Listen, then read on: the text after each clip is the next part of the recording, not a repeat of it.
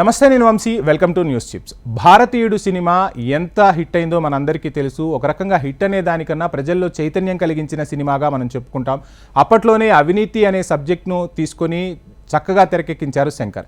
భారతీయుడు 2 చిత్రంపై కూడా భారతీయులంతా ఎదురు చూశారు. ముఖ్యంగా సినీ లోకం అసలు ఏ విధంగా శంకర్ ఈ సినిమా తీయబోతున్నారనే అమిత ఆసక్తితో ఎదురుచూస్తుంది. ఎట్టకేలకు ఆ సినిమా రిలీజ్ అయిపోయింది. కానీ అసలు భారతీయుడు 2 ఎందుకు ఆలస్యమైంది, భారతీయుడు 3 కూడా రాబోతుందా అంటే అవుననే సమాధానమే వినిపిస్తుంది. ముందుగా మనం భారతీయుడు 2 అసలు ఎందుకు ఆలస్యమైంది అనేది తెలుసుకునే ప్రయత్నం చేద్దాం.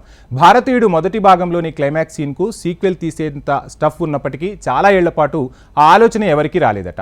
2017లో బిగ్ బాస్ రియాలిటీ షోలో భారతీయుడు 2వ భాగాన్ని త్వరలో మొదలు పెడతామని కమల్ హాసనే స్వయంగా ప్రకటించారు. ముందు ఈ సీక్వెల్ను శ్రీ వెంకటేశ్వర క్రియేషన్స్ నిర్మించాల్సి ఉన్నప్పటికీ ఆ తర్వాత ఆ కంపెనీ నిర్మాణ బాధ్యతల నుంచి తప్పుకుంది. తర్వాత లైకా ప్రొడక్షన్ తెరపైకి వచ్చింది. దీని తర్వాత ప్రీ ప్రొడక్షన్ పనులు ఊపందుకున్నాయి.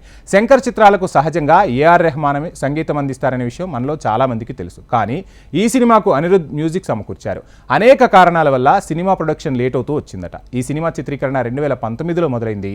సిద్ధార్థ్, రకుల్ ప్రీత్ సింగ్, ఎస్జే సూర్య, బాబీ సింహ, ప్రేమనాథం ఈ సినిమాలో జాయిన్ అయిపోయారు. అయితే కోవిడ్ కారణంగా సినిమా షూటింగ్లు నిలిచిపోయాయి. దీని తర్వాత ఈ సినిమా నిర్మాణంలో రెడ్ జాయింట్ మూవీస్ కూడా భాగస్వామి అయింది. అవాంతరాలన్నింటినీ దాటుకుని సినిమా చిత్రీకరణ ఎట్టకేలకు పూర్తయింది. సినిమాను ఏప్రిల్లో విడుదల చేద్దామనుకున్నారు. కానీ పోస్ట్ ప్రొడక్షన్లో ఆలస్యం కారణంగా జూలై 12న సినిమా రిలీజ్ అయింది. హాంకాంగ్ నుంచి తిరిగొచ్చిన సేనాపతి చుట్టూ ఈ కథ తిరుగుతోందట.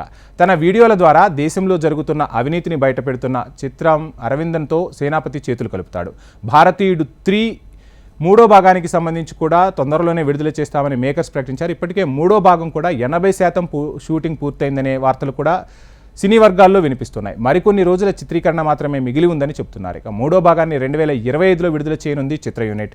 భారతీయుడు మొదటి భాగం విడుదలైనప్పుడు దాని గురించిన చర్చ అనేక నెలలు నడిచింది. ఆ సినిమాకు పెట్టిన బడ్జెట్, వివిధ రాష్ట్రాలకు చెందిన నటీనటులు, సినిమా తీసిన విధానం, ఇలా ప్రతి అంశం గురించి జనాలు బాగా చర్చించుకున్నారు. ఆ సినిమా ఉత్తమ కథానాయకుడు, ఉత్తమ ఆర్ట్ డైరెక్టర్ విభాగంలో జాతీయ అవార్డులు కూడా సొంతం చేసుకుంది. ఇక తమిళనాడులోని అనేక థియేటర్లలో 150 రోజులకు పైగా నడిచింది ఆ చిత్రం. ఇప్పటికీ ఈ సినిమాలో సీన్లు టెలివిజన్లో వస్తుంటే అభిమానులు తమ పని మరిచిపోయి మరీ చూస్తుంటారంటే అతిశయోక్తి కాదేమో.